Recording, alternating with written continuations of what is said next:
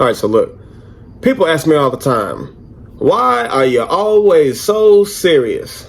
My wife says it, my kids say it, my friends and family say it, even strangers sometimes say it.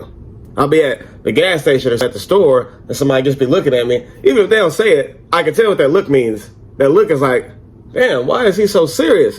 And they're not wrong. My face looks serious. My energy comes off as serious. Even when I'm joking, even when I'm laughing, there's still this weight behind it.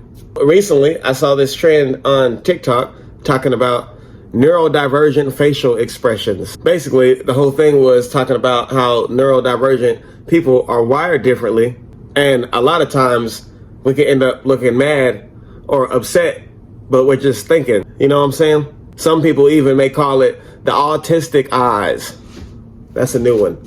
Autistic eyes. But basically, it's like this blank expression, this focused or serious expression that always gets misread. And I'm not gonna lie, I had to laugh at that a little bit. You know what I mean? Because after I heard about that trend, after I heard about the whole neurodivergent facial expression and the autistic eyes thing, I went and looked at all of my videos. I went and scrolled back all the way at the beginning. And I swear I got the same facial expression in all my videos. Oh, shit. And then when I saw that, it makes me think, well, maybe I'm not actually mad. Maybe I just look mad. But the truth is, knowledge can make you serious. When you start to wake up, when you start to really understand how this world works, the corruption, the exploitation, the way that America's infrastructure was designed to destroy people like me, it forces you to get serious. When you understand how this collapse is happening, when you understand how this system is rigged, how every little detail connects to each other, then you can't just smile and act like nothing's going on. You don't see it. And that knowledge puts weight on you. That awareness tightens your face. It tightens your chest. It makes you have to calculate every move just to keep your energy and your mind intact.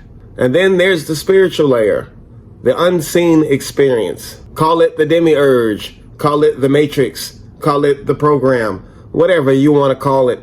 But at the end of the day, it's a type of pool of energy that is trying to trap me on this surface level of reality, the 3D box. It wants me to forget who I really am, the true self, the infinite self behind the mask, and it wants me to reduce myself down to labels, to see myself as only this body, as only Jason Williams, as only a writer, only as an employee or as a citizen, only as neurodivergent, only as black, only as a problem.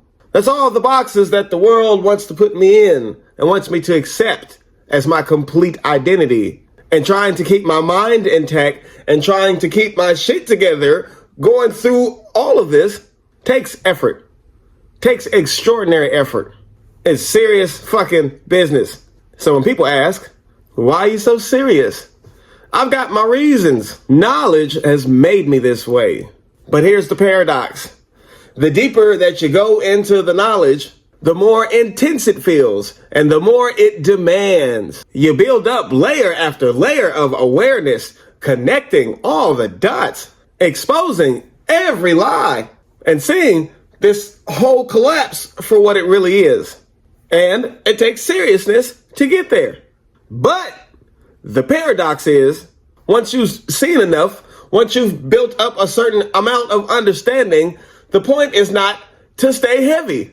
The point is to let go of the grip, to live the very truth that you've been talking about the whole time, that this is all a dream, that it's the infinite self behind the mask playing all the roles and all the parts. So when you first wake up, seriousness is necessary. You can't play around with ignorance. You have to sharpen your mind. You have to ground yourself in study and meditation. You have to spend time strategizing and thinking about these things. That seriousness is like training. And the point of it is to get you strong enough to be able to stand in truth in the midst of complete chaos. When the world is collapsing around you, And I'll be real with you. I'm learning all this now the hard way. I haven't mastered it. I'm still working on it. I catch myself stuck in a seriousness all the time. I see how it tightens me up and it makes me feel heavy. How it steals the joy out of moments that should be like light. And the truth is, it's not just inside of me. It spills out into my life. It affects my relationships.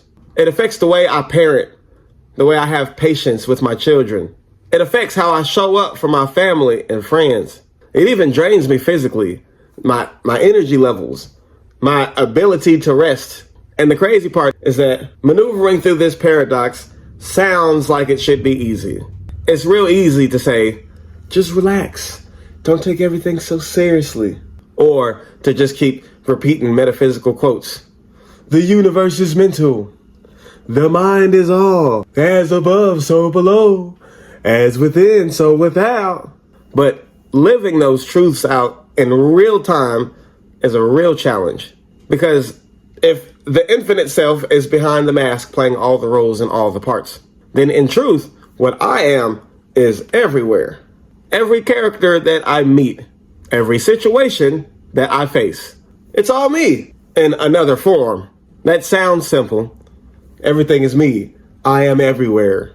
But to actually live this out in the middle of stress, in the middle of economic collapse, in the middle of constant catastrophes and government takeovers, in the middle of shutdowns, layoffs, poverty, evictions, firings, that's the hard part.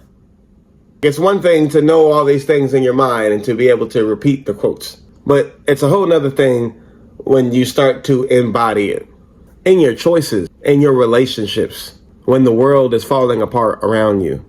And I want to be clear, when people tell me, hey man, you're really deep, your message really resonates with me, you're really saying some real deep shit, that's cool, and I appreciate it. But I need you to understand, all of that depth comes from a place of heavy seriousness, a weight that I've been carrying for years. That's what makes me study so hard, connect the dots, speak with conviction. But it's also the same weight that I'm training myself to release, because I can feel how it locks me up, how it steals my lightness, how it even robs me of my patience and my peace. So that's why I'm saying all this. Not because I've conquered it, but because I'm right here in it too. I'm learning in real time how to put the seriousness down without losing the wisdom that it gave me. How to breathe again, how to laugh again. And when I manage to do that, even just for a moment, I feel it. The freedom, the play, the truth that the dreamer can never be touched by the dream. And that's the place I hope we all can go. So, why so serious? Because survival sometimes demands it. Because knowledge sometimes demands it. Because existing during this collapse sometimes demands it. But why stay serious? That's where the freedom comes. Knowing when to let it go. Knowing when to relax in the truth that you are more than this role. More than this body. More than this struggle. So, the next time somebody looks at me and asks, why so serious? I might just smile and say, I was, but I'm not anymore.